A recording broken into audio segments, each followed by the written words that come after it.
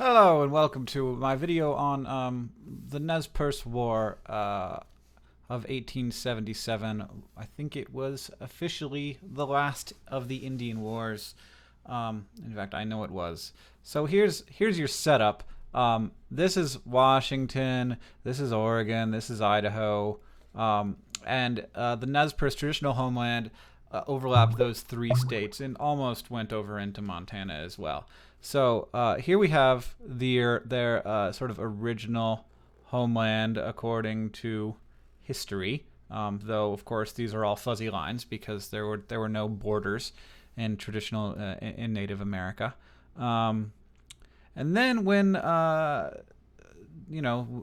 started to be conflicts with the United States government, the Nez Perce and the United States signed a treaty together, giving them this land, which is a pretty big hunk of their traditional homelands.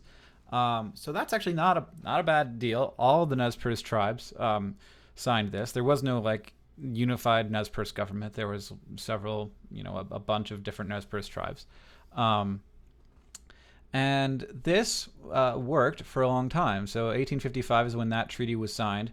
And then during this time, we had a couple of contributing factors that made this deal seem less good to the United States government. One is that ranchers and cowboys knew that there was a lot of really good rangeland in here for their cows, and they wanted that for their cows. And so there was some strong desire there. There was also sort of a general American outcry against Native Americans. The press was very harsh on the government when the government wasn't harsh on the Native Americans. That's not something that we talk about a lot, but there was a big push, and then there was another factor. This may have been the straw that broke the camel's back. There was gold found all in here as well, along the Snake River Valley, and up in the mountains as well. So we've got great rangeland, and we've also got gold. I've actually colored the rangeland where the mountains are, but that's okay. You don't care. Because of all this, the United States government compelled the Nez Perce to sign a treaty giving them only this little hunk of land right here, the Nez Perce Indian Reservation as it stands today. This is now the Nez Perce Indian Reservation today as well. So they would lose 90% of their land.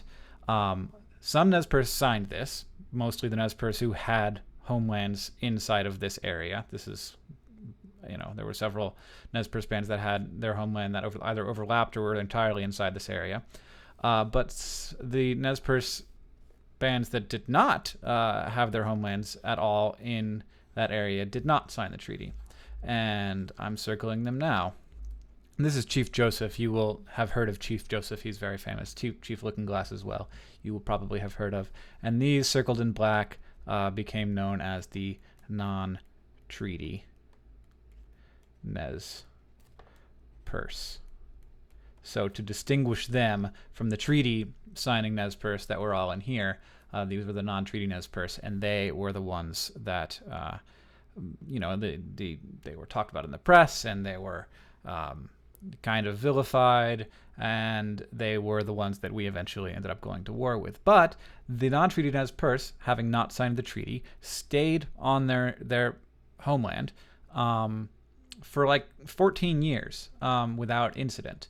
Then in 1877, which is when the Nez Perce War happened, the United States government went to those chiefs and said that you need to leave your ancestral homeland now, actually within the next 30 days, or else, or we will be at war.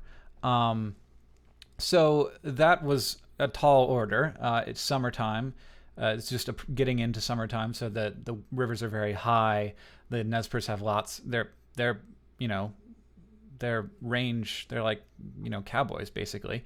They have horses, they have cattle, they have all kinds of livestock that it's hard to get those things across rivers when, there's no bridges and the rivers are very high.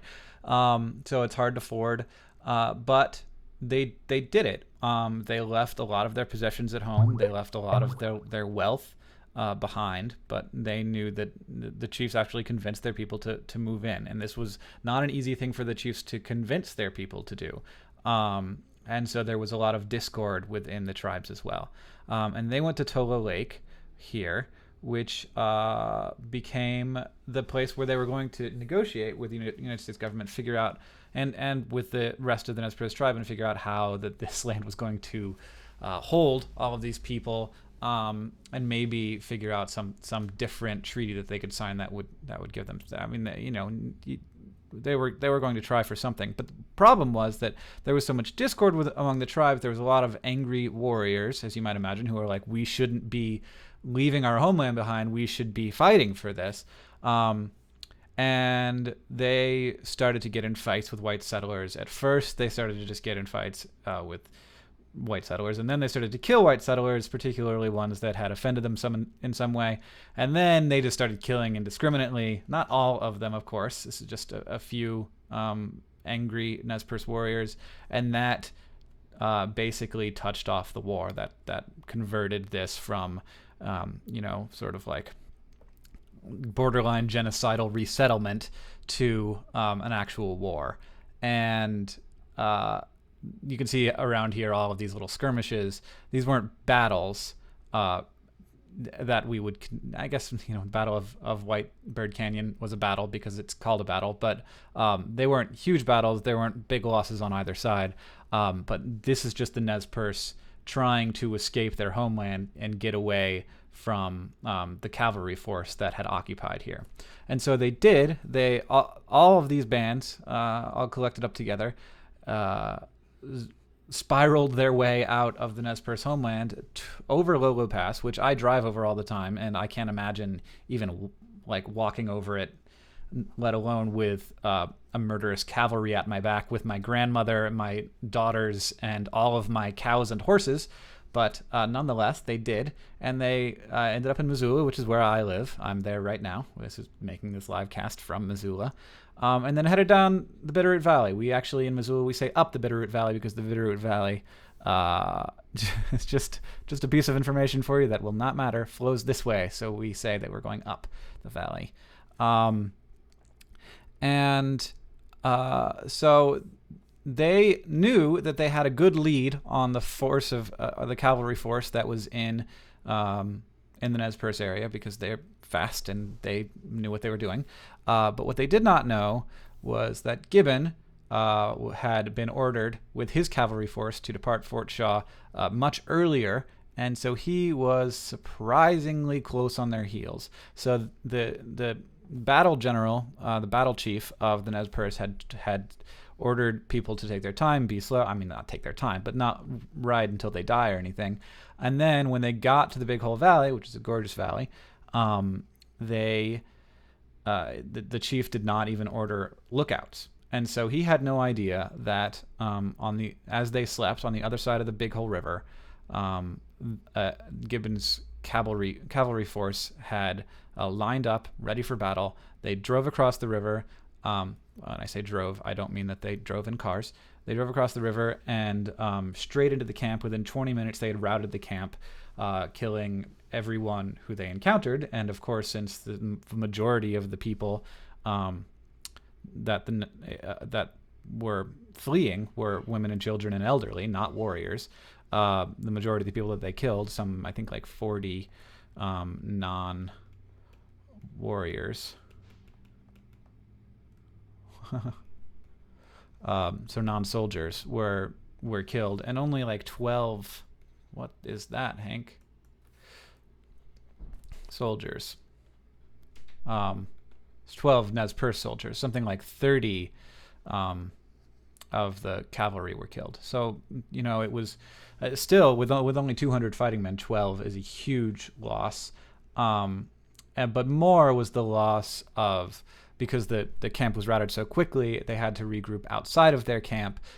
They lost a lot of their supplies, their teepees, their cattle, and that was all stuff that they were hoping for. So the reason why the Nez Perce their plan of action was to get down over the mountains and meet up with the Crow, who occupy a large area, and they were their allies, occupied a large area over here. It is not entirely, this is not accurate, this circle at all. And maybe find refuge with the Crow, and maybe find allies in this war that they were now in. So after the Battle of the Big Hole, this was a 2-day battle. They had after the initial surprise attack, they did very well in this battle and basically won, but it held them up long enough that the force from the original force that was chasing them from the reservation here had caught up with them. So they needed to book it, and they booked it hard to get out of here. There were several more smaller battles. There were actually some incidents with tourists in Yellowstone National Park, which existed at that time. And then they got to the Crow Nation, where they found that they, in fact, were not going to be granted refuge, partially because they didn't have anything to give the Crow because they had lost most of their possessions, partially because, the Crow did not want to be at war with the United States government. And so they continued, and after finding that the Crow would not take them in, they headed straight north to hope to get to Canada, where the United States government could not get them. The plan of action after they got to Canada, who knows? But as they worked their way north, the force of Miles, I don't know anything about Miles, but the force of Miles caught them at the Battle of Bear Paw, and they fought there for quite a long time. So we've got September 30th to October 5th. There were negotiations. There was, in between negotiations, there was more fighting. Something like 4 of the original chiefs, so there were 5 chiefs, so not 4 of them, maybe 4 of them, but many, I think that was 4 chiefs, but I don't think it was the 4 original chiefs were killed during the battle here, leaving Chief Joseph, who you've heard of, in charge of the force. So Chief Joseph was in charge of the force after the battle had gone poorly, and he was actually the man who surrendered to the United States. Some of the force was able to flee to Canada. No one knows what happened to them. Theoretically, they were incorporated into tribes in Canada, and they lived out their lives outside of the eye of history. But yes, Chief Joseph surrendered here.